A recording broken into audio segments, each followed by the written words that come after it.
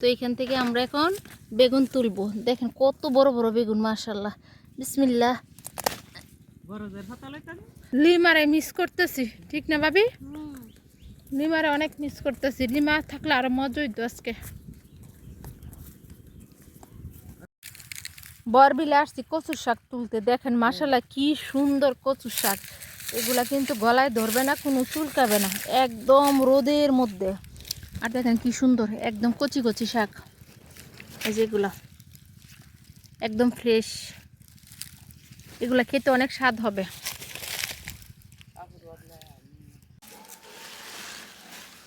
অনেকগুলা শাক হয়েছে। গাছ বলেন তো এটা কি গাছ? ছোটবেলায় এটা কপালে দিয়ে ফুটাইতাম, অনেক ভাল লাগতো। এটা কিন্তু একটা ঔষধি গাছ। গ্রামে আসলে এসব ঔষধি গাছ অনেক পাওয়া যায়। এটার নাম কি বলতে পারেন? যদি পারেন একটু কমেন্টে বললেন।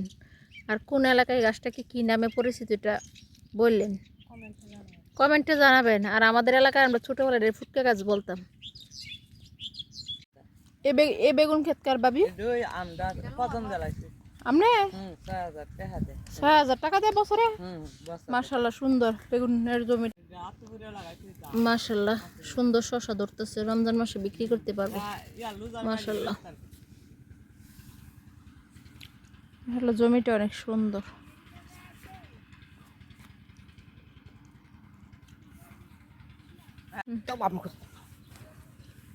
গাছ দেখেন কত সুন্দর শশা ফুল। এই যে গাইস, এটা হচ্ছে বেগুনের ক্ষেত। কি সুন্দর বেগুন ধরেছে মাশাআল্লাহ। দেখেন মাত্র বেগুন ধরতেছে আমাদের জমিতে। আমার জালে শিখিয়ে দিতেছে, কি বলবো, দেশি বেগুন। এটা যদি ইলিশ মাছ দা খায় কি যে মজা হবে।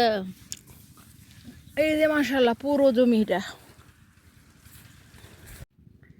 এই যে দেখেন গাইস, এটা হলো আমার চাচা শ্বশুরের জমি।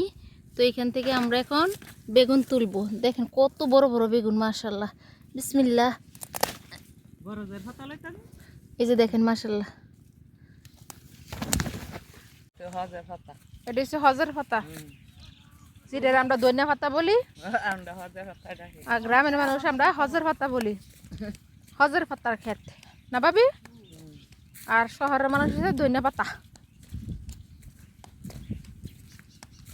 আমার বিশাল বড় জমিটা।